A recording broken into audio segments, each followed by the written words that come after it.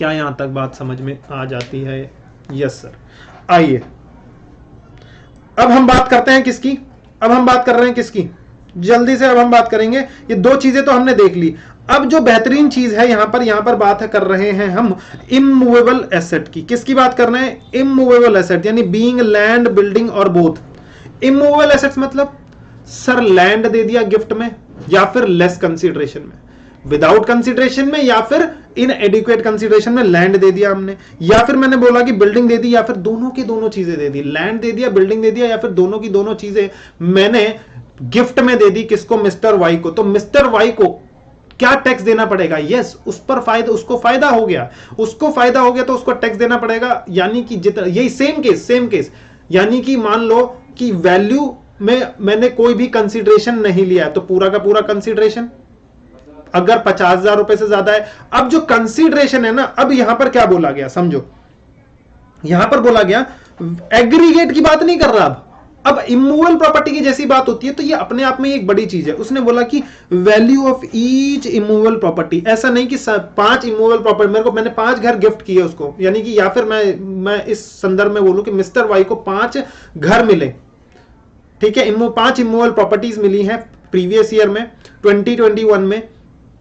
अब उन 5 पर क्या 50,000 की कीमत, जो 50,000 की जो लिमिट है वो पूरी की पूरी 5 के लिए है, या फिर इंडिविजुअल के लिए 50 50 50 50? सर इंडिविजुअल के, यहां पर एग्रीगेट नहीं है, यहां पर एग्रीगेट का कोई भी वर्ड नहीं है। यानी कि एग्रीगेट नहीं करना, उसको अलग अलग प्रॉपर्टी को कंसीडर करना है। जैसे कि यहां पर लिखा हुआ है value of each immovable property shall be considered, हर एक मूवेबल प्रॉपर्टी की वैल्यू को कंसीडर किया जाएगा सेपरेटली कंसीडर किया जाएगा।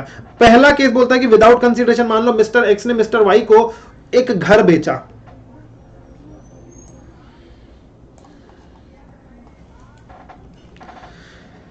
मिस्टर एक्स ने मिस्टर वाई को क्या बेच दिया सर एक घर बेच दिया, हाउस प्रॉपर्टी बेची इसको, ये जो हाउस प्रॉपर्टी थी इसको बेच दिया, हाउस प्रॉपर्टी को, और इसके हाथ में ये जो है ये कैपिटल एसेट है। अगर मैं बोलूं सीधा सिंपल, अगर ये हाउस प्रॉपर्टी इसके हाथ में स्टॉक इन ट्रेड होता तो सर, स्टॉक इन ट्रेड होता तो 56(2)(10) का तो सवाल ही नहीं पैदा होता। 56(2)(10) का सवाल ही नहीं पैदा होता तो हम लिमिट काय को चेक करते। समझ में आया या नहीं? Yes sir. अच्छा, अब मैं यहां पे बोल रहा हूं कि 56, ये इसके हाथ में क्या है? कैपिटल एसेट्स है, तो 56(2)(10) लगेगा, 56(2)(10) लगेगा। हम उसकी लिमिट को चेक करेंगे, अब लिमिट को चेक करेंगे। अब बताओ कि क्या लिमिट है 56(2)(10) में? उसने बोला इस घर की है ना एक एसडीवी होती है, जिसको बोलते हैं stamp duty value. Stamp duty value यानी कि स्टैंप ड्यूटी वैल्यू मतलब सर हर एक एरिया में जो गवर्नमेंट म्युनिसिपैलिटी होती है उसके अंडर में जो घर रजिस्टर है, तो म्युनिसिपैलिटी उस एरिया की लोकेशन वाइज उसका एक पर्टिकुलर ना इमेजिनरी बेसिस पे नहीं, एक वैल्यूएशन के बेसिस पर उसकी एक वैल्यू क्रिएट करता है, जो कि जिसको बोल सकते हैं हम यहां पर सिंपल में गवर्नमेंट की वैल्यू। गवर्नमेंट सोचती है कि इसकी वैल्यू कितनी है, उसको बोलते हैं स्टैंप ड्यूटी वैल्यू। समझ में आ रहा है? स्टैंप ड्यूटी वैल्यू, तो वो रजिस्ट्रेशन अपने लोकल एरिया में, मान लो म्युनिसिपल एरिया है, म्युनिसिपैलिटी में मान लो कि दिल्ली लक्ष्मी नगर के अंदर अगर हम कोई हाउस प्रॉपर्टी देख रहे हैं तो उसकी वैल्यू मान लो कि वहां के म्युनिसिपैलिटी के अंडर में बताया गया कि इसकी कीमत है 2 BHK की सर 15 लाख रुपए की। कितने की है? 15 लाख रुपए। तो मैं मान लो कि वही लक्ष्मी नगर वाला फ्लैट जो है वो गिफ्ट कर दिया मिस्टर वाई को, तो यानी कि उसकी वैल्यू है 15 लाख रुपए गवर्नमेंट की नजर में। तो गवर्नमेंट कहता है कि अगर 15 लाख रुपए है और आपने विदाउट कंसीडरेशन लिया है, और विदाउट कंसीडरेशन में उसकी कीमत, अगर उसकी जो एसडीवी है वो मोर देन 50,000 रुपीज है, मोर देन 50,000 रुपीज है, तो आपको यानी कि मिस्टर वाई को पूरे के पूरे 15 लाख पर टैक्स देना पड़ेगा IFOS में। बिल्कुल सही बात है या नहीं है? बिल्कुल सही बात है सर, बिल्कुल सही बात है। कि यानी कि उसने क्या कहा? उसने बोला कि भैया एक बात सुन, तेरे को मिल रहा है यहां पर 15 लाख की प्रॉपर्टी, हो सकता है कि इसकी एक्चुअल वैल्यू कुछ और हो। मैंने क्या बोला? एक्चुअल कंसीडरेशन जो है वो कुछ और हो सकती है, यानी कि इसकी वैल्यू 50 लाख हो सकती है, 40 लाख हो सकती है, 30 लाख हो सकती है, लेकिन आपको क्या लेना है? यानी फेयर मार्केट वैल्यू। 3 चीजें यहां पे बात होंगी। जैसी हाउस प्रॉपर्टी की बात आती है, देखो 3 चीजें आपके सामने आएगी। एक होता है एसडीवी, यानी कि जो कि गवर्नमेंट के नजर में उसकी क्या वैल्यू है। दूसरी बात होती है हमारा क्या, फेयर मार्केट वैल्यू, मार्केट में कितने का बिक रहा है, ये मार्केट में कितने का बिकेगा। और एक्चुअल सेल कंसीडरेशन, यानी कि एक्चुअल में कितने का सेल हुआ। मान लो कि ये 15 लाख हो सकती है और ये वैल्यू जो है ये 20 लाख हो सकती है, लेकिन एक्चुअल में 18 लाख में डील पूरी हो गई। समझ में आ रहा है नहीं आ रहा, ये तीन चीजें अलग है, लेकिन आपको देखना क्या है सर, एसडीवी को देखना है, ना कि फुल फेयर मार्केट वैल्यू को। फेयर मार्केट वैल्यू को कब देखना है सर, मूवेबल एसेट में, मूवेबल प्रॉपर्टी अगर आपने गिफ्ट दी तो फेयर मार्केट वैल्यू देखेंगे। अगर आपने इमूवेबल प्रॉपर्टी बेची है तो हमें आप हमेशा हमेशा क्या देखना है, आपको एसडीवी देखना है।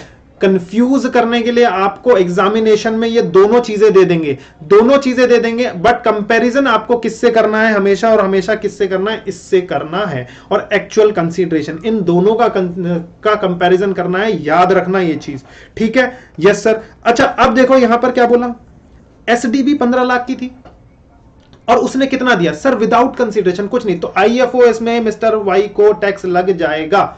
समझ में आ रहा है। Yes sir.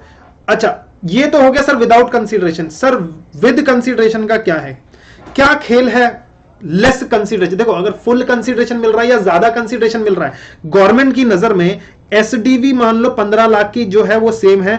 अगर मिस्टर वाई ने पे किया कितना, 15 लाख रुपए, क्या 56(2)(10) आएगा? अरे नहीं बाबा, उसको तो कोई बेनिफिट ही नहीं हुआ ना। हम कह रहे हैं कि अननेसेसरी उसको कोई बेनिफिट नहीं होना चाहिए। अगर उसको बेनिफिट है तो हम उसकी इनकम बना देंगे और उससे टैक्स ले लेंगे। अगर मान लो उसने 20 लाख रुपए में 20 लाख रुपए दिए मिस्टर वाई ने, तो क्या उसको ये 56(2)? नहीं सर, ये 56(2)(10) कब लगेगा, जब उसने या तो दिए ही नहीं है, विदाउट कंसीडरेशन ले लिया, या फिर लेस कंसीडरेशन दिया है। इनएडिक्वेट, इसको बोलते हैं इनएडिक्वेट कंसीडरेशन। और इनएडिक्वेट कंसीडरेशन में दिया है। इनएडिक्वेट कंसीडरेशन का मतलब क्या हो गया सर, इनएडिक्वेट कंसीडरेशन का मतलब हो गया कि 15 लाख की चीज है, मैंने उसको 14 लाख दिया, 13 लाख दिया, या फिर 12 लाख में ले लिया, या फिर मैंने उसको कुछ भी नहीं दिया, तो ये तो विदाउट कंसीडरेशन का केस हो गया, या फिर 8 लाख में या 2 लाख में। तो this is called the case of इनएडिक्वेट consideration. जब ये इनएडिक्वेट कंसीडरेशन आ जाएगा तो जल्दी से यही वाले क्वेश्चन को आप सॉल्व करेंगे कि मान लो ये केसेस थे हमारे, ये केसेस थे। चलिए बातों ही बातों में हमारे केसेस बन गए। बताओ यहां पर बातों ही बातों में 1 केस, 2 केस, 3 केस, 4 केस और 5 केस। जल्दी से पहले प्रोविजन पढ़ लेंगे, फिर इसको बात करेंगे हम सॉल्व करने की। चलिए कैलकुलेटर आ गया आपके पास, पहले प्रोविजन पढ़ लेते हैं। यहां पर प्रोविजन क्या लिखा गया है, जल्दी से आइए। प्रोविजन चैप्टर पूरा है, अंत हो चुका है चैप्टर का अंत हो चुका है। ये लास्ट चीज हमारी रह गई है। देखो यहां पर क्या बोला, विदाउट कंसीडरेशन, ये पढ़ लो एक बार क्या बोला उसने। इसने बोला कि विदाउट कंसीडरेशन, यानी कि एसडीवी मोर देन अगर 50,000 रुपए है, full SDV shell be taxable under the head other sources. SDV stamp duty value, stamp duty value, not fair market value. यहां पर फेयर मार्केट वैल्यू यूज नहीं हो रहा है, यहां पर स्टैंप ड्यूटी वैल्यू हो रहा है यूज। अच्छा स्टैंप ड्यूटी वैल्यू को ही अगर 50 अप टू 50,000 तक है तो सर एग्जेम्प्ट हो जाएगा, तो एग्जेम्प्ट हो जाएगा। यानी कि अगर मान लो कि स्टैंप ड्यूटी वैल्यू कितना है, स्टैंप ड्यूटी वैल्यू 35,000 रुपए की है, 35,000 रुपए की है, ठीक है। और कंसीडरेशन कितना दिया गया है, कंसीडरेशन कितना दिया गया है सर, फ्री में दे दिया, कोई दिक्कत नहीं है, एग्जेम्प्ट। स्टैंप ड्यूटी वैल्यू आपका 50,000 रुपए तक का है, 60,000 रुपए दिए सर, 56(2)(10) की बात कहां से आएगी, बल्कि ज्यादा में खरीदा है। 50,000 की चीज थी, 50,000 में सर फुल कंसीडरेशन में खरीद लिया, उसकी बात ही नहीं आएगी। 50,000 की चीज की 49 में खरीद लिया सर, तो भी टैक्स नहीं लगेगा। क्यों? क्योंकि सर एसडीबी 50,000 तक की है। समझ में आ रहा है या नहीं आ रहा, बोलो यस और नो। यस।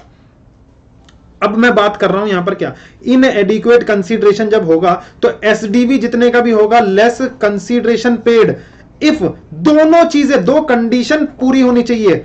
देखो यहां पर अमेंडमेंट आ गया, अमेंडमेंट जिन्होंने पहले क्लास ले रखी है तो यहां पर वो नोट्स को देख के अमेंड कर लें। यहां पर पहले 5% था, 5% था, अब ये जो है ये परसेंटेज बढ़ाकर 10% कर दिया गया है। उन्होंने क्या बोला, ये टॉलरेंस बैंड था हमारा कि टॉलरेट कर सकते हैं, डिफरेंस जो है वो एक्चुअल कंसीडरेशन का 10% तक होगा तो भी हम बर्दाश्त कर लेंगे। समझ में आ रहा है? यानी कि अब बताओ यहां पर डिफरेंस जो है वो 50,000 से, डिफरेंस जो है वो 50,000 से ज्यादा है, ज्यादा होना चाहिए। कौन कौन सी दोनों चीजें? देखो, लेस कंसीडरेशन मिला तो एसडीबी जितने का था उसमें से लेस कर दो। अगर वो जो डिफरेंस निकल रहा है वो 50,000 से ज्यादा का होना चाहिए, प्लस एंड लिखा हुआ है, एंड दूसरी कंडीशन भी पूरी करनी है। जो डिफरेंस है वो 10% ऑफ एक्चुअल कंसीडरेशन, जितने में खरीदा, जितना लेस, जितने में खरीदा, यानी कि जितने में खरीदा उसका 10% से भी ज्यादा है। दोनों की दोनों चीजें पूरी हो गई तो फिर क्या होगा? If both condition are satisfied then difference shall be taxable under the head other sources, otherwise नहीं। यानी कि दोनों में से एक भी कंडीशन पूरी नहीं हुई। मान लो कि एसडीबी थी 15 लाख रुपए की, और हमारा आज ये हमारा एग्जांपल है, तो यहां पे चलो वही एग्जांपल सॉल्व कर लेते हैं। यहां पर वही एग्जांपल सॉल्व कर लेते हैं जो बातों ही बातों में हमने एग्जांपल बना लिया था, उसे अब हम सॉल्व कर लेंगे। देखो 15 लाख की चीज थी, बोलो यस और नो। 15 लाख की चीज थी, यस सर। सबसे पहले क्या बोला? कितने में कंसीडरेशन में खरीदा? सर पहला केस नंबर 1 15 लाख का एसडीवी था, एसडीवी है हमारा 15 लाख का, और एक्चुअल कंसीडरेशन कितना है? एक्चुअल कंसीडरेशन कितना है? जल्दी से बता दो। Actual consideration 14 lakh rupees. तो जल्दी से बताओ क्या 56,210 लगेगा? चेक करते हैं सर, चेक करते हैं। यानी कि जो क्या ये लेस कंसीडरेशन है? Yes sir. इनएडिक्वेट कंसीडरेशन है तो क्या लगेगा? यस लगेगा। जो डिफरेंस है यानी कि SDB minus 15 lakh minus 14 lakh, ये कितना आता है sir? 1 lakh rupees. 1 lakh rupees, यानी कि ये निकला डिफरेंस। क्या ये डिफरेंस 50,000 रुपए से ज्यादा है? Yes sir. एक कंडीशन तो पूरी हो गई यहां पर, यस 50,000 से ज्यादा है। दूसरी कंडीशन कौन सी पूछनी थी? बोलो बोलो। पहली कंडीशन ये थे ना कि भैया जो डिफरेंस होगा वो मोर देन 50,000 होना चाहिए, मोर देन रुपीज 50,000। ये वाली कंडीशन क्या पूरी हो गई है? बोलो यस, ये वाली कंडीशन पूरी हो गई है, मोर देन 50,000 है। दूसरी कंडीशन वो बोलता है, कहता है कि भैया एंड डिफरेंस जो है, डिफरेंस कितना है? 1 लाख, मोर देन होना चाहिए 10% of actual consideration. Actual consideration कितना था हमारा? 14 लाख। 14 लाख का 10% कितना होता है? 14 लाख का सर 10% होता है सर 1,40,000 रुपए। 1,40,000 रुपए। क्या 1 लाख जो डिफरेंस है वो 1,40,000 से ज्यादा है? नहीं सर। तो क्या ये वाली कंडीशन जो दूसरी वाली कंडीशन थी वो सेटिस्फाइड हुई? नहीं सर, नहीं हुई। तो यानी कि ये अगर कंडीशन सेटिस्फाइड नहीं हुई तो 56,210 पिक्चर में नहीं आएगा। बात आ गई क्या समझ में? बोलो जल्दी से। सर अब मैं बताता हूं, ये अमेंडमेंट में 10% हुआ। अगर ये प्रीवियस वाला होता तो क्या होता? यानी कि इसका मतलब क्या है सर? इसका मतलब यह है कि देखो 50,000 से ऊपर भले ही चले जाए तुम्हारा डिफरेंस, एसडीबी गवर्नमेंट की नजर में 15 लाख की प्रॉपर्टी मिस्टर वाई को 14 लाख में मिल गई है, यानी कि 1 लाख का फायदा। उसने पहले क्या बोलते थे कि 50,000 से ज्यादा जाएगा तो हम टैक्स करेंगे, लेकिन यार प्रॉपर्टी का जो ऊपर नीचे है वो तो चलता रहता है ना। बोलो ये चलता रहता है या नहीं रहता? कि चलो ठीक है यार, सामने बैठा है, सामने वाले की मजबूरी है, वो कम पे बेच सकता है। अरे बोलो, सामने वाले की मजबूरी है, वो कम पे बिक सकता है, उसको कस्टमर नहीं मिल रहा है, ठीक है। हो सकता है या नहीं हो सकता? बिल्कुल हो सकता है। तो यानी कि अब सामने वाला मिस्टर वाई कह रहा है अरे मैं तो खरीदना चाह रहा हूं बट वो मेरे को कम में ही बेचना चाह रहा है, जब कीमत ही उसको इतनी है तो मैं उतना ही दूंगा ना, मैं क्यों उसको ज्यादा दूंगा। उसने बोला चलो ये बात तो हम समझते हैं, लेकिन हमारी एसडीवी से जो जितना आपने कंसीडरेशन दिया, जो डिफरेंस है वो 10% तक के आपके एक्चुअल कंसीडरेशन जितना पे करेंगे उसके 10% तक का टॉलरेट कर देंगे। वो डिफरेंस, उस डिफरेंस तक का आया तो हम टॉलरेट कर लेंगे। यानी कि 1,40,000 एसडीवी अगर मैं बात करूं आपकी, अगर मैं आपकी बात करूं एसडीवी की, वो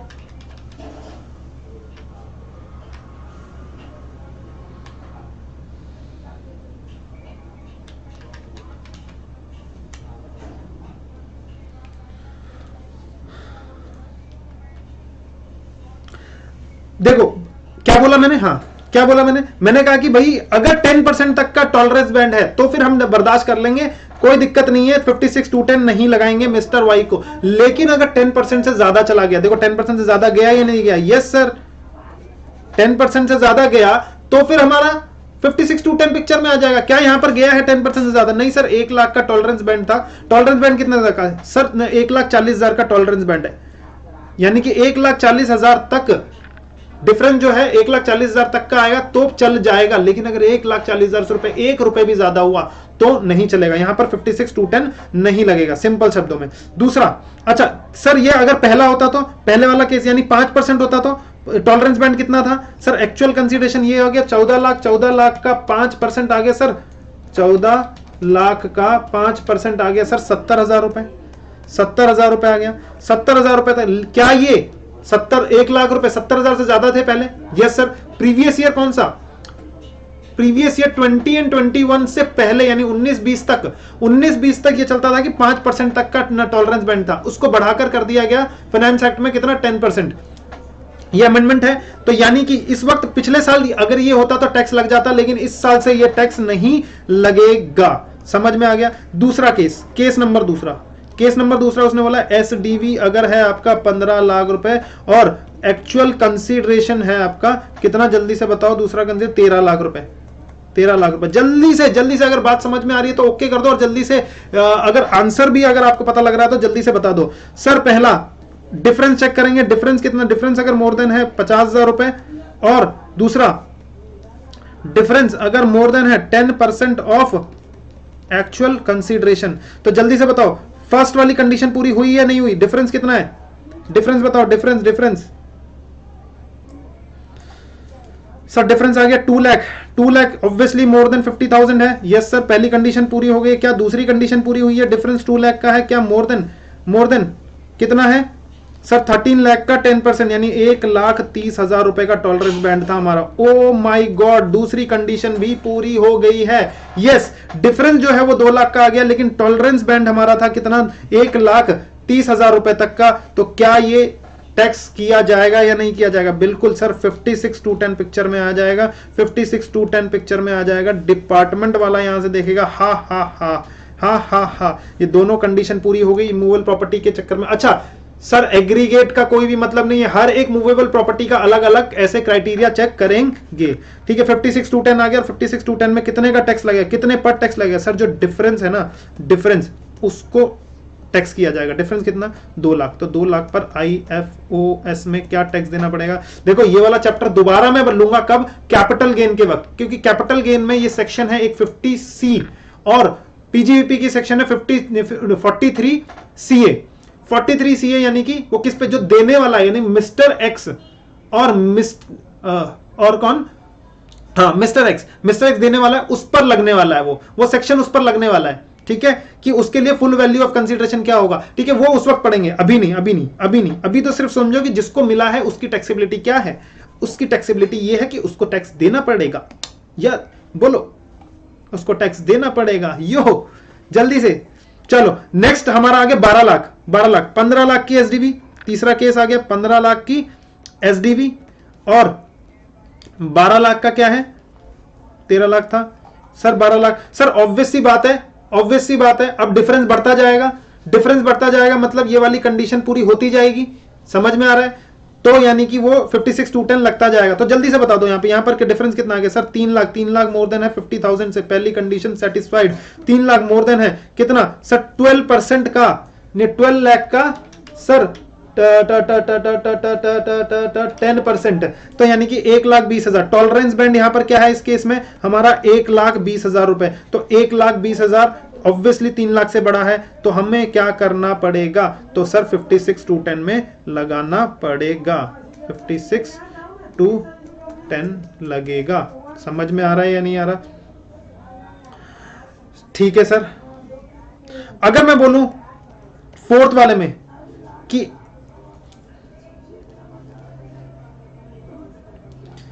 15 लाख की एसडीवी थी और 14,60,000 रुपए, 14,60,000 रुपए का एक्चुअल कंसीडरेशन दिया गया है। तो 14,60,000 का जब वो एक्चुअल कंसीडरेशन आ गया और यहां पर ये है, तो डिफरेंस कितना हुआ सर? डिफरेंस जो है वो 40,000 का है, which is not more than 50,000। तो सर यहीं पे पता लग गया कि एक कंडीशन तो सेटिस्फाई ही नहीं हुई है, तो 56,210 नहीं लगेगा। सर यहां पर टॉलरेंस बैंड देखो, टॉलरेंस बैंड था 14,60,000, 14,60,000 का 10% यानी कि 1,46,000 तक का टॉलरेंस बैंड था, और जबकि 40,000 रुपए ही एक्स्ट्रा लिए, एक्स्ट्रा बच रहे हैं, यानी डिफरेंस हो रहा है 40,000 रुपए का, तो 56 टू 10 नहीं लगेगा। समझ में आ रहा है? Yes sir. यहाँ पे 56 टू 10 लग जाएगा, कितने पर डिफरेंस, यानी 3 लाख पर टैक्स लिया जाएगा IFOS में, ऊपर वाले केस में, और यहाँ पर भी 2 लाख पर लिया जाएगा। समझ गए क्या? ये कर लोगे क्या? 8 लाख में कितना आएगा डिफरेंस, कितना आ गया 8 लाख पर? सर 8 लाख और 15 लाख का डिफरेंस 7 लाख, तो 7 lakh is more than 50,000। Yes sir, 7 lakh is more than 50,000 आ गया यहां पर, और दूसरी कंडीशन भी हम उसको सेटिस्फाई कर लेंगे। समझ में आ गया क्या? Yes sir. सर 2 लाख वाला भी ऐसी है केस, जल्दी से कर लो सॉल्व, इस पर भी 56 टू 10 लग जाएगा, और डिफरेंस कितना हो जाएगा सर? 13 लाख। 13 लाख को IFOS में टैक्स किया जाएगा। बोलो बिल्कुल बात आ गई है समझ में या नहीं आई है? बैक करके वीडियो को अपना नोट डाउन भी कर सकते हैं आप, और जल्दी से अगर बात समझ में आ गई तो कमेंट बॉक्स में लिख दो यस। चलिए अब हम बढ़ते हैं अपने इस पार्ट की तरफ, जो कि है यहां पर कुछ बातें कर रहे हैं। यहां पर देखो, अच्छा ये वाला एक और रह गया था, बुलियन। मैंने बोला था ना बुलियन भी है, यानी कि सोने की बिस्किट्स वगैरह वगैरह, ये भी मूवेबल प्रॉपर्टी में काउंट होगा। Any other movable property, car हो गया, लैपटॉप हो गया, मशीनरी हो गई, मोबाइल फोन, वॉच मैंने गिफ्ट कर दी। ये देखो ये वॉच, ये वाली जो फास्ट ट्रैक की वॉच है, ये मैंने अपने दोस्त को दे दी, तो क्या वो उस पर उसको टैक्स देना पड़ेगा? नहीं सर, ये तो भाई बंधु के तौर पे हमने दे दी है, उसको टैक्स नहीं लगेगा। क्यों नहीं लगेगा? रीजन है कि ये प्रॉपर्टी में ही, ये मूवेबल प्रॉपर्टी में ही काउंट नहीं होता है। समझ में आ गया या नहीं? यहां मोटर कार, यानी मैंने अपनी बाइक दे दी, कार दे दी, ये मोबाइल फोन, वॉच, ये सारी चीजों पर नहीं लगेगा। अब यहां पर बात की गई है कि exemption of taxability of gift, ये थोड़ा ध्यान देना है आपको। अब क्या ध्यान देने वाली बात आ गई है? अब बात आ गई है exemption of taxability of gift. देखो ऊपर हमने क्या देखा? ऊपर हमने देखा कि 56 टू 10 का एक ब्रॉड एरिया देखा। हमने बोला कि पूरा का पूरा 56 टू 10 क्या बोलता है, मिस्टर एक्स ने अगर मनी दिया, ठीक है, दोबारा अगर मैं बोलूं तो मनी दिया, 50,000 से ऊपर का दिया, पूरा एग्रीगेट देखेंगे 50 से, तो मिस्टर वाई को टैक्स लगेगा IFOS में, ठीक है। और अगर उसको मिला विदाउट कंसीडरेशन कोई मूवेबल प्रॉपर्टी में कौन सा? Jewellery, drawing, painting, sculpture, archaeological collection, any other work of art, Boolean, shares and securities, अगर ये चीजें मिली हैं उसको, तो वो उसको टैक्स लग जाएगा 56 टू 10 में। अगर वो 50, उसकी जो fair market value, aggregate fair market value, उसकी एग्रीगेट मतलब जितने भी उसको गिफ्ट मिले हैं, तो एग्रीगेट फेयर मार्केट वैल्यू अगर 50,000 से ज्यादा है तो उसको टैक्स लग जाएगा। Exemption of taxability of gift की बात कर रहा हूं मैं। किसकी बात कर रहा हूं? Exemption of taxability of gift, ठीक है। तो जब इसकी मैं बात कर रहा हूं, यहां पर इसने बोला कि गिफ्ट तो मिल गया, चलो इसको टैक्स लगने वाला है, गिफ्ट मिलेगा तो इसको टैक्स लगेगा, लेकिन कुछ ऐसे केसेस बताए गए कि इन केसेस में मिस्टर वाई पर कोई भी टैक्स नहीं लगेगा। सबसे पहला case, if individual receives the gift from his relative से अगर any gift of any amount, यानी कि क्या बोला, अगर ये जो गिफ्ट देने वाला बंदा है, मिस्टर वाई को बोल रहे हैं, अगर गिफ्ट देने वाला बंदा जो मिस्टर एक्स है वो आपका रिलेटिव है तो आपको क्या नहीं लगेगा? टैक्स नहीं लगेगा। सर कौन सा गिफ्ट? सर वो मनी में करे, एनी गिफ्ट, मनी करे, सर मूवेबल प्रॉपर्टी करे या फिर इमूवेबल प्रॉपर्टी करे, तो आप पर 56 टू 10 नहीं आएगा। यार रिलेटिव को तो छोड़ दो, रिलेटिव तो भैया खून का रिश्ता होता है, यानी कि वो अपनी मर्जी से उसको विदाउट कंसीडरेशन या लेस कंसीडरेशन में चीजें दे सकता है। अच्छा, रिलेटिव, अगर ये बंदा कौन होगा? रिलेटिव होगा, तो उसको 56 टू 10 में नहीं लगने वाला है, ठीक है। समझ में आ रहा है या नहीं आ रहा? Yes sir. तो क्या हम लिमिट चेक करेंगे क्या सर? 50,000 वाली कोई लिमिट चेक करेंगे क्या? नहीं, कोई लिमिट नहीं चेक करनी। एनी अमाउंट का, किसी भी अमाउंट का हो, कोई फर्क नहीं पड़ता। आंख बंद करके सिर्फ क्या चेक करना है? अगर देने वाला जब भी देता छप्पड़ फाड़ के कितना। आ जाओ, मैं क्या बोल रहा हूं यहाँ पे? देने वाला जो है, देने वाला कौन है? मिस्टर एक्स है। अब मिस्टर एक्स जो है वो अगर रिलेटिव हो जाता है किसका सर? मिस्टर वाई का, तो हम कहेंगे, क्या कहेंगे जल्दी से बताओ? तो हम कहेंगे कि 56 टू 10 नहीं लगेगा, एग्जेम्प्ट हो जाएगा, यानी कि उसको बोलेंगे 56 टू 10 में, यानी कि जो गिफ्ट पर जो टैक्स लगने वाला था वो एग्जेम्प्ट हो जाएगा, टैक्स नहीं लगेगा। बात आ गई क्या समझ में? Yes sir. चलिए, तो इसके लिए उसने बोला कि भैया रिलेटिव की पहले एक डेफिनेशन बताओ। रिलेटिव किसको माने? क्या हर कोई, मेरा दोस्त है, मैं बोल रहा हूं मेरा भाई है, अरे बोलते ना ये मेरा भाई है, दारू पी के क्या बोलता है मेरा भाई है, मेरा भाई ने मेरे को गिफ्ट दिया, नहीं ऐसा नहीं भाई, ऐसा नहीं। इनकम टैक्स एक्ट बोलता है कि भैया रिलेटिव की डेफिनेशन हम दे रहे हैं, उस डेफिनेशन को देखो, अगर उसमें फॉल करता है देने वाला तो फिर आपको क्या लग जाएगा, तो फिर आपको जो गिफ्ट दिया गया है वो उस पर टैक्स नहीं लिया जाएगा। तो सबसे पहले आ जाओ यहां पर रिलेटिव की डेफिनेशन देखो, यहां पर नीचे बताई गई है, नीचे उसकी रिलेटिव की डेफिनेशन बताई गई है, और साथ में मैं एक चार्ट ले रहा हूं आपका रिलेटिव की डेफिनेशन का। ये देखो यहां पर एक चार्ट है, ये रिलेटिव है, कौन कौन किस किस का रिलेटिव बनेगा वो सामने आपके आ गया है, इस बेहतरीन चार्ट में क्लियर हो जाएगा। ठीक है, पहले तो बात कर देते हैं, हम एक एग्जांपल लेते हैं। एग्जांपल है कि रिलेटिव ऑफ मिस्टर राउत, यानी कि मिस्टर राउत को मिली है गिफ्ट, मिस्टर राउत को क्या मिला है, गिफ्ट मिला है। किससे मिला, मिस्टर राउत कौन है, इंडिविजुअल, इंडिविजुअल, इंडिविजुअल। अब इसके लिए यानी कि जो मैंने चार्ट में दे दिया है, आप देख रहे हैं सामने, ये सारे के सारे उसके रिलेटिव हैं। अगर इन लोगों को, इन लोगों ने मान लो कि ग्रैंडफादर, यहां से गिफ्ट आया, यहां से गिफ्ट आया, इसने गिफ्ट दिया इसको, इसने इसको गिफ्ट दिया, इसने इसको गिफ्ट दिया, इसने इसको गिफ्ट दिया, इसने इसको गिफ्ट दिया, तो ये सारी चीजें जो भी गिफ्ट करेगा यहां पर लिखा हुआ है तो फिर एग्जेम्प्ट हो जाएगा। बड़ा ही सिंपल है, मैं यहां पर बताता चला जाऊंगा। देखो यहां पर डेफिनेशन के हिसाब से हम पढ़ते चले जाएंगे जल्दी से। सबसे पहला वो बोल रहा है कि रिलेटिव, यानी कि किसका रिलेटिव देख रहे हैं, मिस्टर, हमारे एग्जांपल में मिस्टर राउत। मिस्टर राउत के लिए रिलेटिव कौन होगा, उसने बोला रिलेटिव होगा स्पाउस ऑफ इंडिविजुअल, स्पाउस। तो सबसे पहले बात आ गई मिसेज राउत की, समझ में आया क्या। अगर मुझे अपनी स्पाउस यानी पत्नी से अगर कोई गिफ्ट मिलता है, चाहे वो गिफ्ट 50,000 से ज्यादा, चाहे रुपयों में हो, चाहे वो मूवेबल प्रॉपर्टी हो, चाहे वो इमूवेबल प्रॉपर्टी हो, इनमें से कोई भी गिफ्ट हो, मुझे टैक्स नहीं लगेगा 56(10)(10) में। समझ में आया या नहीं आया, 56(10) में मुझे गिफ्ट नहीं लगेगा। अब मैं एक और बात कर रहा हूं यहां पर, ये समझो, यहां पर एक और बात कर रहा हूं, ये समझो। इसने क्या बोला, इसने क्या बोला कि भैया मिस्टर राउत हो गया और मिसेज राउत, ठीक है।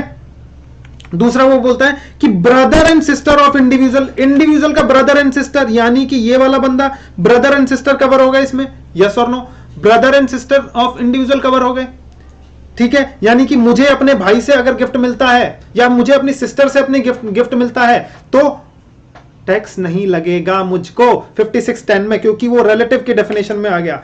आगे वो बोल रहा brother and sister of spouse of individual, यानी spouse of individual, spouse of individual की जो पत्नी है या फिर पति है, ठीक है, हमारे केस में पत्नी मिसेज राउत, इसका जो ब्रदर एंड सिस्टर है उसको भी रिलेटिव में काउंट कर लिया गया। यानी कि साला, यानी कि साला और साली, साला और साली से अगर हमें गिफ्ट मिलता है, कितने भी अमाउंट का मिले कोई फर्क नहीं पड़ता, क्या होगा, जीजा जी को गिफ्ट दिया है भैया, जीजा जी को गिफ्ट दिया, जीजा जी खुश है, तो जीजा जी खुश है तो डिपार्टमेंट उसको दुखी नहीं करेगा। तो नहीं करेगा तो मतलब क्या है, उसको रिलेटिव से गिफ्ट मिला और उसको टैक्स नहीं लगने वाला। तो जल्दी जल्दी आगे बढ़ेंगे। Brother and sister of either of the parents of individual, either of the parents of individual, parents कौन कौन है इसके, sir father and mother, father and mother, तो ईदर ऑफ दी पेरेंट्स, यानी कि ब्रदर सिस्टर इनका, फादर का, brother sister इनका, यानी कि फादर के ब्रदर को क्या बोलते हैं, फादर के ब्रदर को सर चाचा या फिर ताऊ, उनसे अगर गिफ्ट मिलता है कोई दिक्कत नहीं है, टैक्स नहीं लगेगा। सर बुआ, बुआ से अगर गिफ्ट मिलता है सर कोई टैक्स नहीं लगेगा।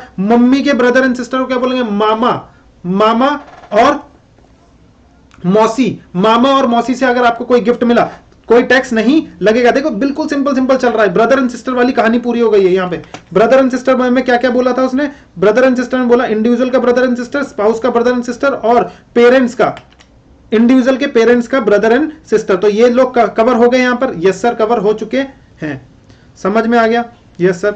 अब बात करता है वो नेक्स्ट में किसकी, जल्दी से देखो, एनी लीनियर असेंडेंट और डिसेंडेंट ऑफ इंडिविजुअल, इंडिविजुअल के लीनियर असेंडेंट और डिसेंडेंट। सर लीनियर असेंडेंट और डिसेंडेंट का मतलब क्या होता है, देखो ये एक्ट में कहीं पर भी डिफाइन नहीं किया गया, लेकिन लीनियर असेंडेंट और डिसेंडेंट का मतलब होता है कि कोई अगर इंडिविजुअल है, ठीक है, असेंडेंट मतलब यानी कि उसका कोई अगर दादा है, ग्रैंड फादर है, ग्रैंड फादर, ठीक है, या फिर और उसके फिर क्या फादर साहब, उसके ग्रैंडफादर साहब, उसके ग्रेट ग्रैंडफादर साहब, ये मिलकर क्या बनाते हैं, लीनियर असेंडेंट बनाते हैं, लीनियर असेंडेंट बनाते हैं। और इसके नीचे जो अगर आ गए तो सन, उसके नीचे वाला ग्रैंडसन, उसके नीचे वाला ग्रेट ग्रैंडसन, इसके लिए रिलेटिव की डेफिनेशन में आ रहा है। This is called linear descendancy. समझ में आ रहा है? डिसेंडेंट, लीनियर डिसेंडेंट बनाता है। तो यानी कि इनके लिए कौन हो गया? इंडिविजुअल के लिए, इंडिविजुअल के लिए उसने बोला कि लीनियर असेंडेंट, यानी कि ये नहीं कि भाई मदर के साइड के, यानी पैटर्नल हो या मैटरनल हो, कोई फर्क नहीं पड़ता। पैटर्नल मतलब पापा की साइड के, मैटरनल मतलब मम्मी की साइड के, यानी कि ग्रैंड मदर, ग्रैंडफादर और ग्रैंड मदर किसके? ग्रैंडफादर ग्रैंड मदर, जल्दी से बताओ ये दोनों किसके हैं? सर फादर और मदर दोनों साइड से, ग्रैंडफादर और ग्रैंड मदर, ठीक है, grandfather and grand mother, grandfather and grand mother, यानी कि ये दोनों की चीजें के बारे में बात कर रहा है। या फिर ग्रेट ग्रैंडफादर और great grand mother, mother sorry mother नहीं मदर, ग्रेट ग्रैंडफादर और ग्रेट ग्रैंड मदर, ठीक है। ये दोनों किसके लिए? किसके? सर पापा और मम्मी, चाहे पैटर्नल की तरफ से हो चाहे मैटरनल की तरफ से हो, चाहे ये फादर के ग्रेट नहीं ग्रैंडफादर और ग्रैंड मदर हो, या फिर और उनके ग्रेट ग्रैंडफादर या ग्रैंड मदर हो, या फिर मम्मी के ग्रेट ग्रैंडफादर या ग्रैंड मदर हो, या फिर ग्रेट ग्रैंडफादर या फिर ग्रेट ग्रैंड मदर हो। ये सारे के सारे डेफिनेशन में आ जाएंगे और इनसे अगर कोई गिफ्ट मिलता है मिस्टर राउत को तो वो टैक्स नहीं किया जाएगा। सिमिलर केस अगर मैं बोलूं तो सन एंड डॉटर ऑफ इंडिविजुअल, ठीक है, डिसेंडेंसी में, और ग्रेट ग्रैंड सन और ग्रेट ग्रैंड डॉटर, और यहां पर ग्रेट ग्रैंड सन और ग्रेट ग्रैंड डॉटर, अगर इसका आ जाता है तो क्या बोलेंगे हम? डिसेंडेंसी। ये लोग इसके रिलेटिव है। इन लोगों ने अगर मिस्टर ए को, मिस्टर राउत को अगर गिफ्ट किया है तो टैक्स नहीं आएगा। ये समझ में आ गया क्या? Yes sir. ये तो इनकी साइड से हो गया। लीनियर असेंडेंट और descendant of spouse of individual, spouse of individual, ओ हो स्पाउस ऑफ इंडिविजुअल के लीनियर असेंडेंट ये लोग हो गए दोबारा, great grandfather, great grand mother, ये सारे चीज। ये लोगों ने किसको गिफ्ट दिया? मिसेस वाई को? ना ना ना ना, इन लोगों ने इसको गिफ्ट दिया, हमारे दामाद साहब हैं, दामाद साहब को गिफ्ट दिया, तो भी क्या लगेगा? क्या गिफ्ट पर टैक्स नहीं लगेगा सर, रिलेटिव की डेफिनेशन में आ जाते हैं, ठीक है। और सेम फिर उसके बाद क्या बोला? इसके बाद क्या बोला? लीनियर असेंडेंट और डिसेंडेंट, डिसेंडेंट इसके लिए भी डिसेंडेंट यही है, लीनियर डिसेंडेंट, यस सर। अब लास्ट क्या बोला उसने? लास्ट बड़ी बेहतरीन चीज बोल दी उसने, बोला spouse of the person referred in 2 6, अब 2 to 6, ये जो 2 to 6 थे, ये जो 2 to 6 थे, इनके स्पाउस को, जो भी इनमें पर्सन आए हैं उनके स्पाउस को काउंट कर लिया जाए। देखो अब कौन कौन से आ गए हैं इनके स्पाउस में, ब्रदर एंड सिस्टर। देखो जो 2 से लेके 6 तक बात की गई है वो कौन कौन आ गए हैं उनके ब्रदर एंड सिस्टर में। देखो सबसे पहले उसने बोला क्या? रिलेटिव की डेफिनेशन चल रही है, याद रखना। चलो रिलेटिव की डेफिनेशन में सबसे पहले दूसरे में उसने ब्रदर सिस्टर ऑफ इंडिविजुअल, उसका spouse, brother and sister of individual, यानी कि ये आ गए, तो इसका क्या बोला?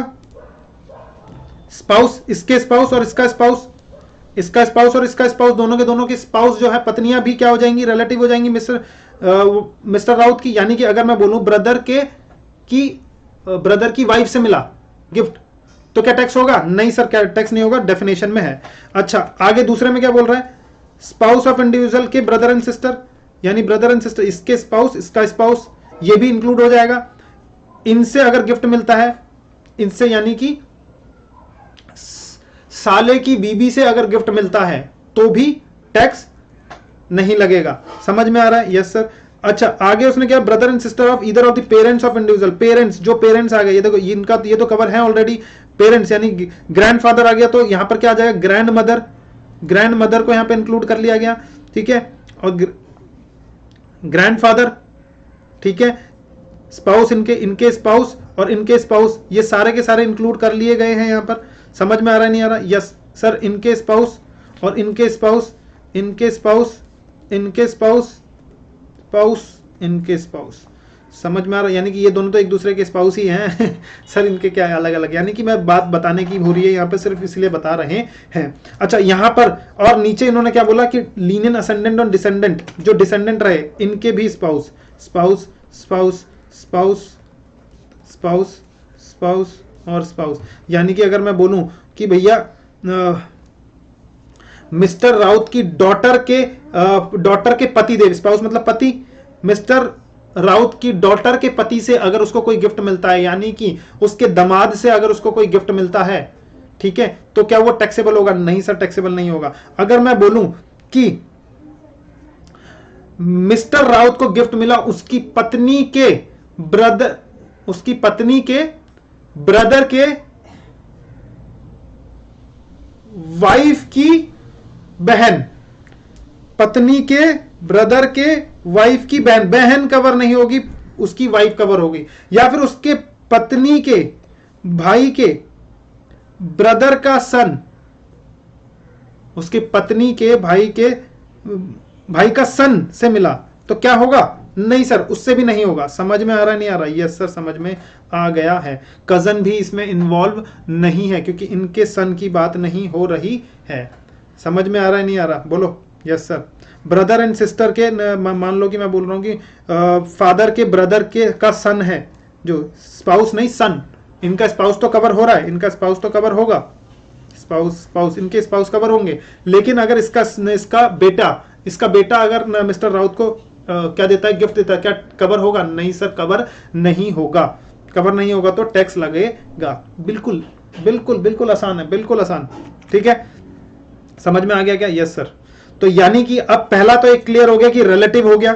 दूसरा क्या? दूसरा चलो दूसरे पे बढ़ते हैं। उसने बोला on the occasion of marriage any gift और फ्रॉम एनी पर्सन और एनी अमाउंट। ओहो, मैरिज पर अगर शादी पे अगर गिफ्ट मिला, मिस्टर राउत को अगर कुछ शादी पे कोई गिफ्ट मिलता है, चाहे वो रुपयों में मिलता है, लिफाफे में आता है ना, रुपयों में मिलता है गिफ्ट, या फिर किस में मिलता है? रुपयों में मिला, या फिर आप बोल सकते हैं कि रुपयों में तो एक हो गया सर, इमूवेबल प्रॉपर्टी मिल गई सर, मूवेबल प्रॉपर्टी मिल गई गिफ्ट में, तो क्या सर टैक्स लगेगा? नहीं सर। मान लो कि मिस्टर एक्स जो है वो मिस्टर वाई का भाई है, मिस्टर वाई का भाई है, तो मिस्टर एक्स ने उसकी शादी पर क्या दिया उसको? सर एक घर गिफ्ट कर दिया, क्या उसको टैक्स लगने वाला है? नहीं सर, नहीं लगेगा। क्यों नहीं लगेगा सर? ये रिलेटिव की डेफिनेशन में आ गया। समझ में आ रहा है? शादी पे तो आया ही आया, ये क्या होता है? आइसिंग ऑन दी केक हो गया, यानी कि दो चीजें हो गई, यानी कि इस पे तो टैक्स नहीं लगेगा। अब मान लो मिस्टर एक्स उसका फ्रेंड है और उसने उसकी शादी पर दिया है, शादी पर दिया है, तो एनी पर्सन, कोई भी दे, शादी पर दे रहा है, जब शादी पे, यानी कि यहां पर एक आपको लूप मिल गया, यानी कि अगर कोई चीज गिफ्ट करनी है आपको तो उसके शादी पे कर दो, सामने वाले को कोई भी टैक्स नहीं लगेगा। बात आ गई क्या समझ में? Yes sir. आगे एनी पर्सन, अब तक तो इंडिविजुअल की बात कर रही थी, अब किसी भी पर्सन के, चाहे वो कंपनी हो, फर्म हो, चाहे कोई भी हो, ठीक है, एनी पर्सन रिसीव करता है कोई भी गिफ्ट अंडर अ विल और इनहेरिटेंस। विल और इनहेरिटेंस मतलब अरे दादा परदादा की जमीन अगर मेरे को मिल रही है इनहेरिटेंस में अगर मिल रही है, या फिर उनकी वसीयत में लिख दी गई, उसके तौर पर अगर मिस्टर वाई को कुछ मिला है, तो क्या वो 56(2)(10) लगने वाला है? नहीं सर, वो तो मिलना ही है ना। उसके लिए क्या कंसीडरेशन किसको देना है?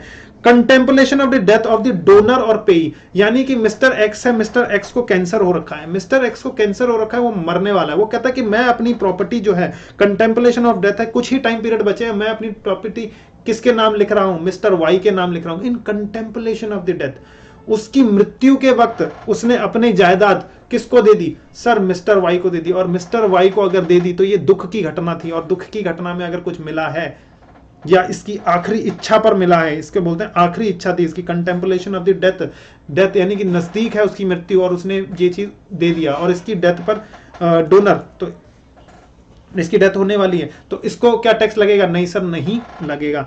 अगर लोकल अथॉरिटीज ने दिया, या चैरिटेबल हॉस्पिटल ने अगर कुछ दिया है, या फिर चैरिटेबल एजुकेशन इंस्टीट्यूशन या फिर चैरिटेबल ट्रस्ट ने अगर दिया है तो भी नहीं लगेगा। या फिर सेंट्रल गवर्नमेंट एज में बी प्रेस्क्राइब्ड बाय नोटिफिकेशन में अगर वो कुछ और भी बता देता है तो भी उनसे नहीं लगेगा टैक्स। उनसे अगर गिफ्ट मिला, यानी इन लोगों से अगर गिफ्ट मिला, ये किस पे? ये लिमिट पे डिपेंड कर रहा है कि नहीं, वो सामने वाले को देख रहा है कि सामने वाला अगर इनमें से कोई है तो फिर उस पर टैक्स नहीं लगाया जाएगा, 56(2)(10) नहीं आएगा। तो यानी कि ऊपर लिख रखा है मैंने यहां पर, ये देखो, गिफ्ट अगर मिला है अदर देन किससे? रिलेटिव से, मैरिज पर, विल और इनहेरिटेंस पर, ठीक है, सीडी मतलब इन कंटेम्पलेशन ऑफ द डेथ में, लोकल अथॉरिटी से, चैरिटेबल हॉस्पिटल, एजुकेशन इंस्टीट्यूशन या फिर किसी चैरिटेबल ट्रस्ट से अगर आपको मिलता है तो इस पर टैक्स, तो ये गिफ्ट एग्जेम्प्ट हो जाएगा, गिफ्ट जो है वो एग्जेम्प्ट हो जाएगा, यानी कि टैक्स नहीं लगेगा, यानी 56(2)(10) नहीं लगेगा। समझ में आ गए या नहीं आ गए? बोलो बात, यस और नो। जल्दी से हिट बटन दबा दो और यस और नो कमेंट बॉक्स पर लिख दो। यहां पे आ गया अमेंडमेंट।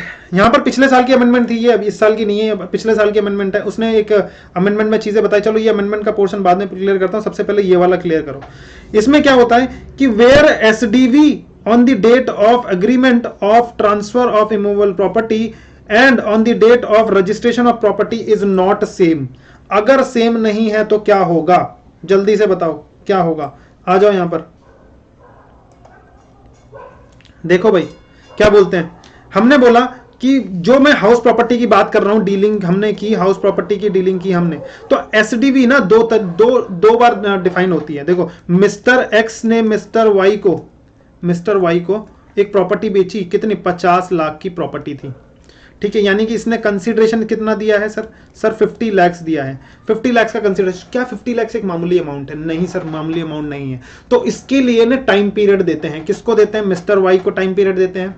अब देखो ये घर जो है, जब ये किसके नाम पर रजिस्टर्ड है, ये है रजिस्टर कर रखा है, मिस्टर एक्स का घर है, तो यानी कि एसडीवी जो है ये मिस्टर एक्स का वहां पर रजिस्ट्रेशन हुआ होगा। Yes sir.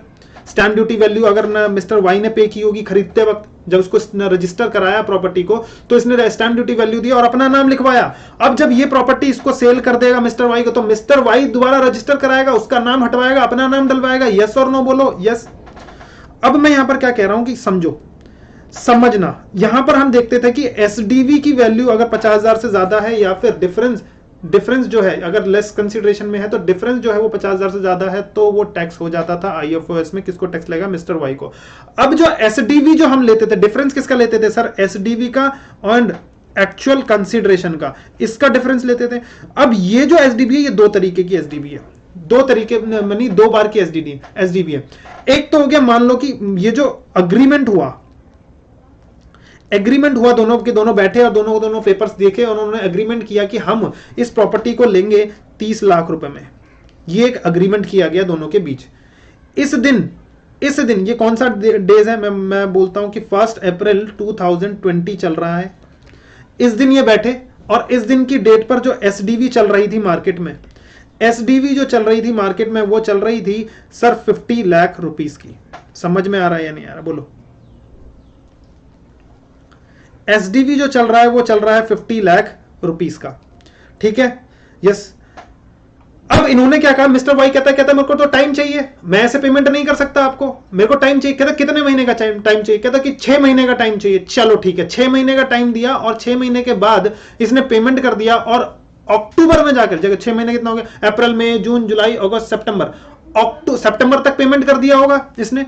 अब ये गया, जैसी पेमेंट कर दिया, इसके पास पेपर आ गए होंगे तो इसने रजिस्ट्री करानी है, नहीं करानी? यस। जब प्रॉपर्टी को रजिस्टर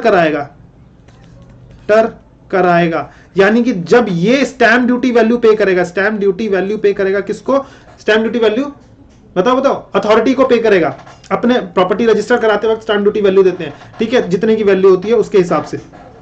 तो स्टैंप ड्यूटी वैल्यू पे करेगा और अपना नाम लगाएगा। तो इस टाइम पर भी एक एसडीवी चल रही है। इस ड्यूरेशन में एसडीवी जो है, इस ड्यूरेशन में जो एसडीवी है वो हो गई है 70 लाख रुपए की। ओ माय गॉड, इस 6 महीने में इसकी कीमत जो है आसमान छू गई और इनकी जो एसडीवी में उछाल आ चुका है और वो 70 लाख ले लिया।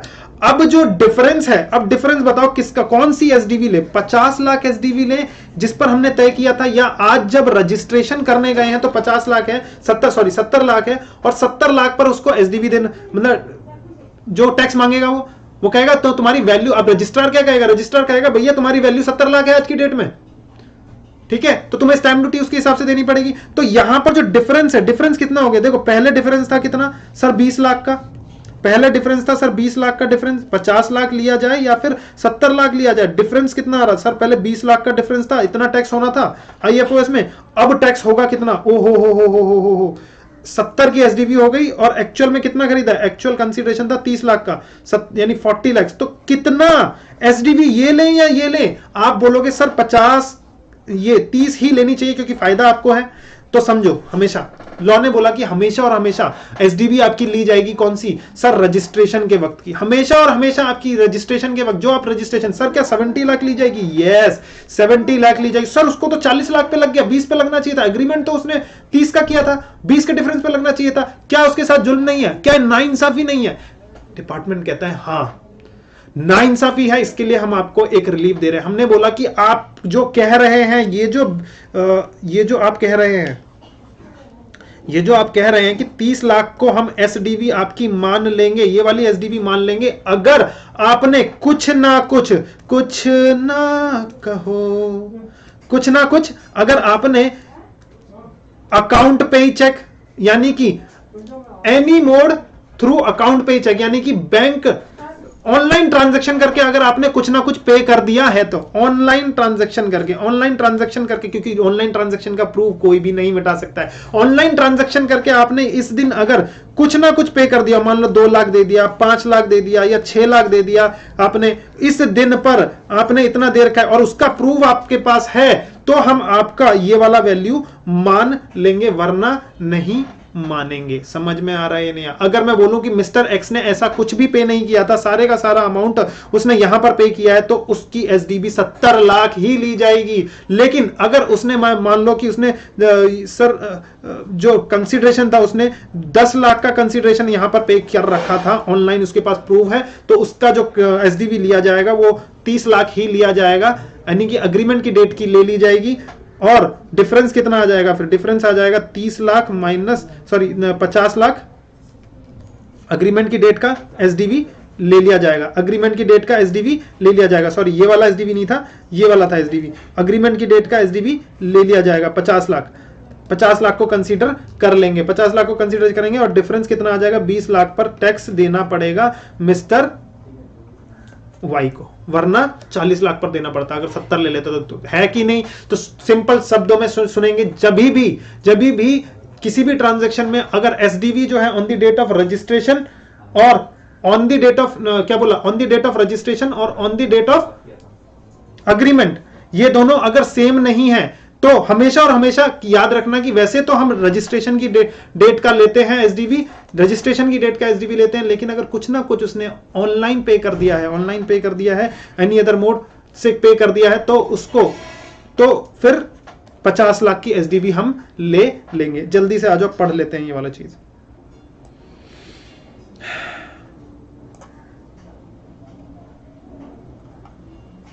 देखो क्या बोल रहा है वो, दोबारा देखो ये चीज पढ़ के बता रहा हूं। Stamp duty value on the date of agreement of immovable property, जब वो सेल करने की बात हो रही है, तो agreement of immovable property, the date of agreement और date of registration of property is not same नहीं है। एक उस पहले थी हमारी कितनी सर 50 लाख, और फिर उसको बढ़कर हो गई है 70 लाख की, ठीक है। तो यानी कि क्या बोला कि in this case SDV on the date of agreement shall be taken into consideration, उस दिन अग्रीमेंट की डेट की ले ली जाएगी इफ पार्ट कंसीडरेशन, यानी कुछ ना कुछ पे कर दिया, is paid by the account पे चेक, अकाउंट पे demand draft using electronic clearing system, यानी ईसीएस के थ्रू पे कर दिया, बैंक अकाउंट के थ्रू पे कर दिया है, और ऑन और before the date of agreement, before the date of agreement या फिर एग्रीमेंट के वक्त उसने कुछ ना कुछ पे कर दिया है। अब एनी अदर मोड जो बोला गया, एनी अदर मोड जो बोला गया है ईसीएस का, सीबीडीटी ने क्लियर किया कि एनी अदर मोड का क्या मतलब है। यहां पर बोला ना एनी अदर मोड, यहां पर एक और चीज है इलेक्ट्रॉनिक मोड और थ्रू एनी अदर मोड, और एनी अदर मोड। अब एनी अदर मोड को क्लैरिफाई किया गया था पिछले साल, उन्होंने बोला कि क्रेडिट कार्ड से पेमेंट किया उसने, डेबिट कार्ड से पेमेंट किया उसने, ठीक है, और नेट बैंकिंग से पेमेंट किया हो उसने, आईएमपीएस किया हो उसने, या फिर यूपीआई से पेमेंट किया हो, या फिर आरटीजीएस से पेमेंट किया हो, एनईएफटी से पे किया हो, या फिर भीम से पे किया हो, ठीक है, भीम यूपीआई वगैरह किया हो, इन चीजों से पेमेंट किया है, तो फिर उसका अग्रीमेंट की डेट का एसडीबी ले लिया जाएगा। जल्दी से ये आपके सामने है, वीडियो पॉज करके इसको रोक सकते हो और रोक कर ये एग्जांपल पढ़ सकते हो, इनको पढ़कर आप पूरा कर लेना। समझ में आ रहा है?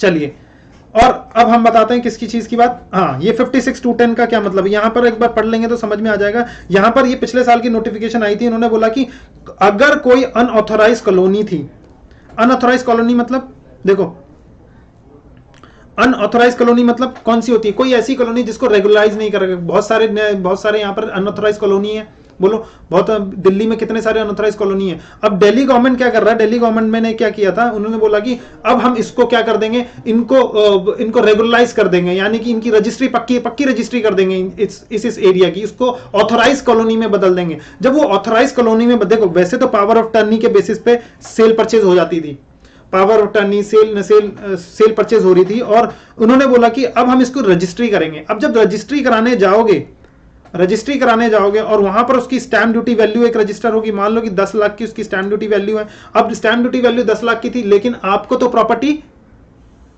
बताओ कंसीडरेशन का कोई प्रूफ नहीं है, या फिर कंसीडरेशन जब आपने खरीदा था, क्योंकि वो देखो जब प्रॉपर्टी रजिस्टर हो जाती है तो उसकी दाम बढ़ जाते हैं, रजिस्टर्ड प्रॉपर्टी के दाम बढ़ जाते हैं। तो यानी कि आपने खरीदा था कितने में, सर मान लो कि मैंने 3 लाख में खरीदा था, या 5 लाख में खरीदा था, या 10 लाख, या फिर 6 लाख में खरीदा, तो जो डिफरेंस है क्या उसको टैक्स किया जाएगा क्या? जब वो केजरीवाल कहेगा कि भैया कि मैंने ये कॉलोनी जो है वो क्या कर दी, बोलो रेगुलराइज कर दी, इस कॉलोनियों को पास कर दिया। अब कॉलोनियों के पास कर दिया, लोग खुश हो रहे हैं, लेकिन डिपार्टमेंट का नोटिस घर पे आ गया। डिपार्टमेंट का नोटिस कहता 56(2)(10) में आपको डिफरेंस अमाउंट पर टैक्स देना है। तो ऐसा नहीं होगा। तो बस यही वाला एक प्रोविजन था यहां पर जो वो लेकर आए थे, और ये पूरा हो गया है।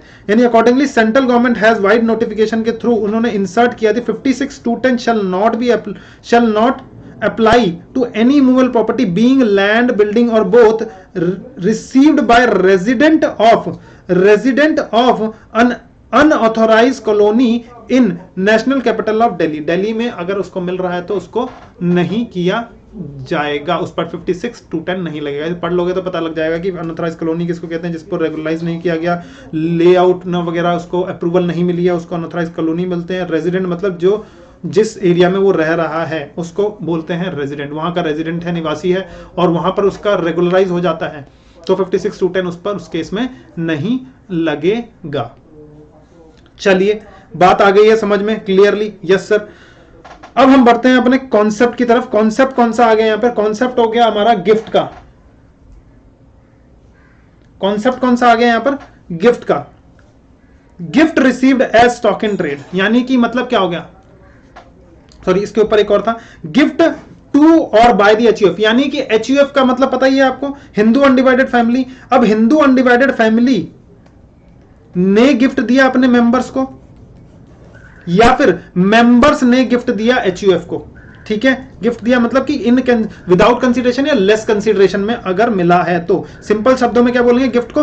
विदाउट कंसीडरेशन, या फिर नहीं, सिंपल शब्दों में गिफ्ट बोलते हैं, और टेक्निकल शब्दों में अगर जाएं हम तो टेक्निकल शब्दों में बोलेंगे कि लेस कंसीडरेशन या फिर विदाउट कंसीडरेशन में दिया गया है। तो अगर मान लो सबसे पहले बात करते हैं एचयूएफ ने किसको दी, नहीं मेंबर्स ने किसको दिया है, एचयूएफ के नाम कर दी एक प्रॉपर्टी, एचयूएफ के नाम कर दी मतलब कॉमन प्रॉपर्टी बना दी। अब देखो कॉमन प्रॉपर्टी अगर बना दी, उससे आने वाला जो रेंट है, ठीक है, उसको तो हम एक ही सिंगल स्लैब देंगे 2.5 लाख वाली, अगर 2.5 लाख वाली का स्लैब देंगे, यानी कि यहां पर उसको बेनिफिट दे देंगे कि अगर मेंबर्स ने एचयूएफ को दिया है कोई भी गिफ्ट, लेस कंसीडरेशन है, या फिर मान लो कि 5 लाख की ज्वेलरी इसको 2 लाख रुपए में दे दिया, या फिर कुछ भी नहीं दिया, विदाउट कंसीडरेशन में इसके नाम पर कर दिया, एचयूएफ के नाम पर, यानी कॉमन प्रॉपर्टी बना दी, तो भैया कोई भी टैक्स नहीं लगेगा। लेकिन अगर एचयूएफ ने कुछ भी गिफ्ट लेस कंसीडरेशन में दिया है, किसको, मेंबर्स को दिया है, तो फिर टैक्स लग जाएगा। और टैक्स कैसे लगेगा? वही 56(2)(10) की तरह। समझ में आ रहा है या नहीं आ रहा है? Yes sir. चलिए देखिए क्या बोल रहा है, gift given to HUF by its members ने अगर दिया तो exempt irrespective of the amount of gift, कितने भी अमाउंट का गिफ्ट क्यों ना हो। लेकिन अगर gift to member by the member shall be, gift to member को मिला by HUF shall be taxable हो जाएगा। मेंबर को मिला, इंडिविजुअल को मिला तो टैक्सेबल हो जाएगा। कैश गिफ्ट दिया 50 लाख फ्रॉम 1/8 ऑफ मेंबर ने एचयूएफ के नाम 50 लाख रुपए कर दिया, एग्जेम्प्ट हो जाएगा इनकम टैक्स से। समझ में आ गया क्या? Yes sir. अगर स्टॉक इन ट्रेड था, अब इतनी देर से पढ़ रहे थे कि कैपिटल एसेट्स था, अगर मान लो मैं एक एग्जांपल लेता हूं, mister X is the dealer of share, और shares are the stock in trade for mister X के लिए क्या हो जाएगा? Stock in trade. और शेयर्स अगर वो रिसीव कर लेगा by mister X as a gift, यानी कि उसको कुछ नहीं दिया, यानी कि मिस्टर एक्स का दोस्त है मिस्टर ए ने इसको गिफ्ट किया मिस्टर एक्स को एक शेयर्स ऑफ रुपीज 5 लाख का, 5 लाख का शेयर, जिसकी एफएमबी थी, मैं बोल रहा हूं जिसकी एफएमबी थी मार्केट में 5 लाख रुपीस, ठीक है, 5 लाख के थे, तो यानी कि 5 लाख रुपए का उसका एफएमबी था। और उसको दिया कितने में, फ्री ऑफ कॉस्ट में, कुछ भी नहीं लिया उससे, ठीक है। तो यानी कि किसको मिला, मिस्टर एक्स को मिला, क्या उसके आईएफओएस में टैक्स होगा, सर डिपेंड करेगा कि वो कैपिटल एसेट्स है कि नहीं, लेकिन यहां पर वो कैपिटल एसेट नहीं, यहां पर वो स्टॉक इन ट्रेड है, तो यानी कि no income shall be part of other source, other source का कोई भी पार्ट नहीं बनेगा, लेकिन अगर वो टैक्सेबल हो जाएगा under the other source only when it is a capital asset, अगर वो शेयर्स उसके लिए कैपिटल एसेट्स होता तो टैक्स हो जाता आईएफएस में। तो सर अगर वो स्टॉक इन ट्रेड है तो क्या आईएफएस में लगे, तो कहां लगे, सर पीजीबीपी में इनकम जाएगी।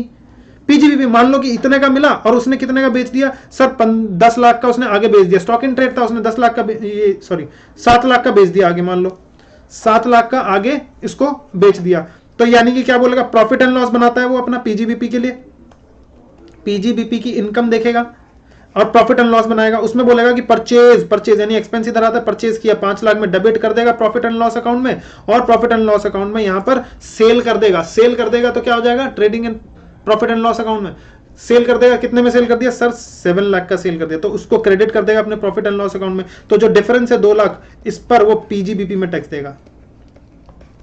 देगा, यही लिखा हुआ है देखो, if there is any income from sale of share shall be taxable in PGBP or yani credited in the profit and loss account. Any expenditure on purchase of shares shall be allowed as expenses in profit and loss account in case of inadequate consideration. यानी क्या बोला, in case of inadequate consideration में अगर taxable हो जाएगा PGBP में उसका credit हो जाएगा और expenses हो जाएगा उसको डेबिट कर देंगे प्रॉफिट एंड लॉस अकाउंट में। सेम चीज है, एक बार पढ़ लोगे समझ में आ जाएगा, 50,000 का था एफएमबी वगैरह समझ में आ जाएगा। अब गिफ्ट की बात कर रहे हैं, ये वाला चैप्टर जो है ये वाला गिफ्ट की बात कर रहे हैं, एम्प्लॉयर और एम्प्लॉय के बीच में रिलेशन क्या है, एम्प्लॉयर और एम्प्लॉय।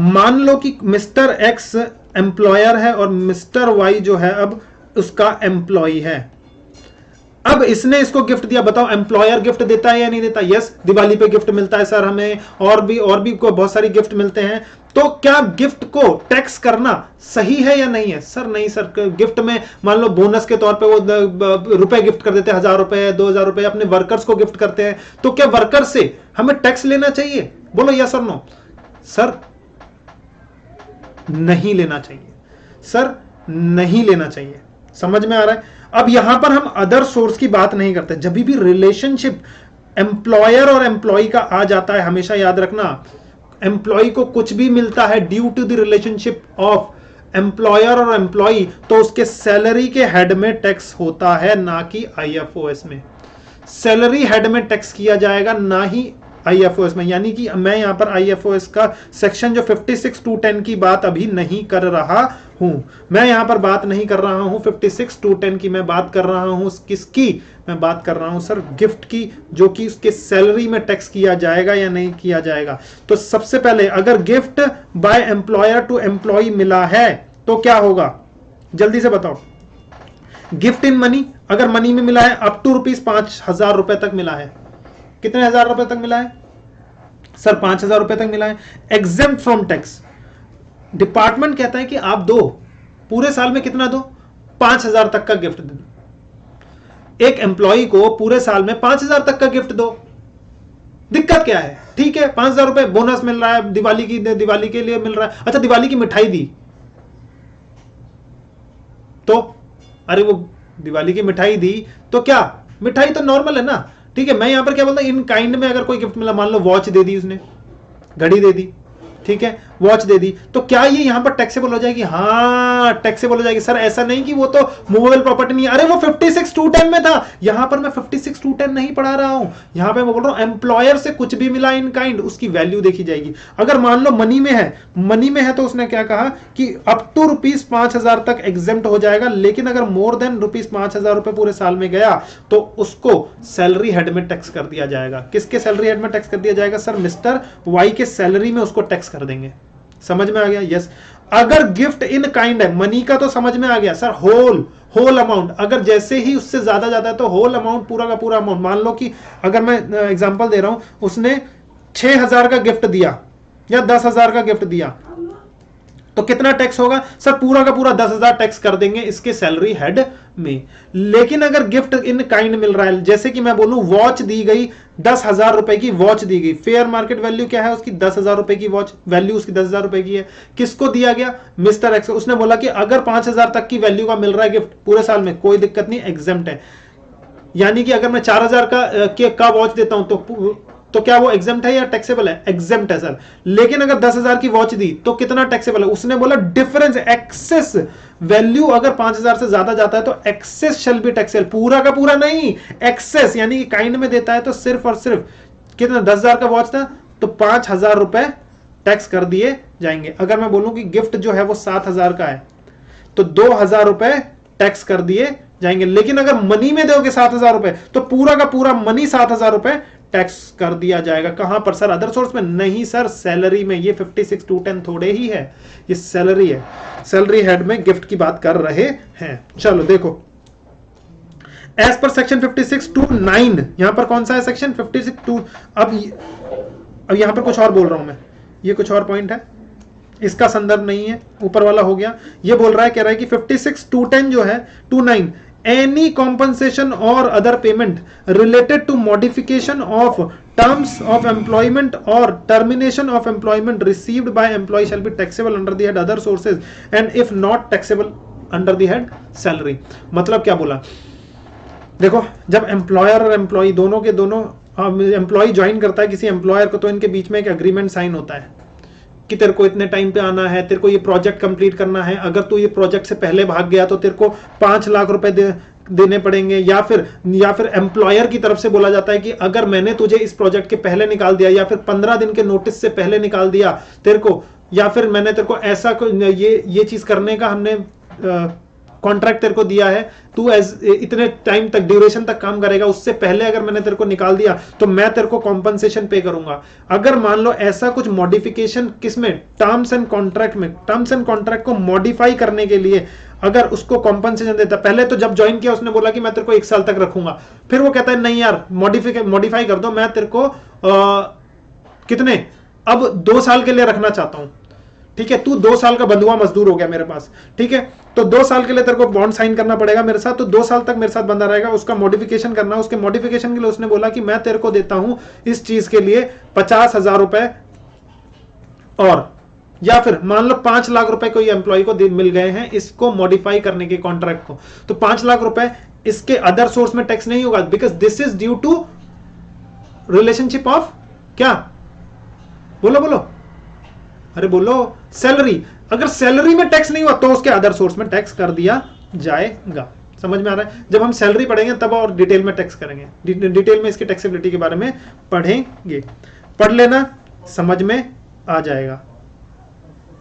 ठीक है, चलो, समझ में आ रहा था? थम्स अप करो, लाइक कर दो, शेयर कर दो। कॉन्सेप्ट, एनी गिफ्ट और facility received from the client, अगर रिसीव हुआ है क्लाइंट से, एनी गिफ्ट और फैसिलिटी अगर क्लाइंट से मिला, यानी कि मैं चार्टर्ड अकाउंटेंट, मेरे क्लाइंट है, मेरे क्लाइंट साहब ने मुझे कुछ गिफ्ट कर दिया एंड वो जो क्लाइंट ने मेरे को गिफ्ट किया, this is due to my business and profession. अगर बिजनेस एंड प्रोफेशन, क्योंकि वो मेरे काम से खुश है और उसने मुझे कुछ गिफ्ट कर दिया, तो गिफ्ट कर दिया तो वो गिफ्ट कहां पर टैक्सेबल होगा? क्या अदर सोर्स में? क्या सैलरी में? अरे सैलरी सर कैसे? मैं उसका एम्प्लॉय का रिलेशनशिप थोड़ी है, वो मेरा क्लाइंट है, उसने गिफ्ट कर दिया, तो due to the business profession, यानी कि सेक्शन 28 कहता है अगर तुम्हें कोई गिफ्ट मिलता है, बीजीबीपी की सेक्शन है, due to the business profession मिलता है तो वो आपके पीजीबीपी हेड में टैक्स कर दी जाएगी। समझ में आ रहा है या नहीं कह रहा? यस, समझ में आ गया है। अगर आपको मिला है स्कॉलरशिप फ्री ऑफ कॉस्ट, मान लो किसी स्कूल से, कॉलेज से किसी स्टूडेंट को, मिस्टर वाई को स्कॉलरशिप मिलती है हायर एजुकेशन को पूरा करने के लिए, या फिर कोई भी रहने बाहर पढ़ाई करने जा रहा है, वहां से उसको स्कॉलरशिप मिल रही है, तो पैसा तो मिल रहा है उसको, तो क्या वो टैक्स किया जाएगा या नहीं किया जाएगा? उसने बोला कि स्कॉलरशिप अंडर सेक्शन 10(16) में बोलता है for meeting the cost of education exempt from income tax, उस पर टैक्स नहीं लिया जाएगा।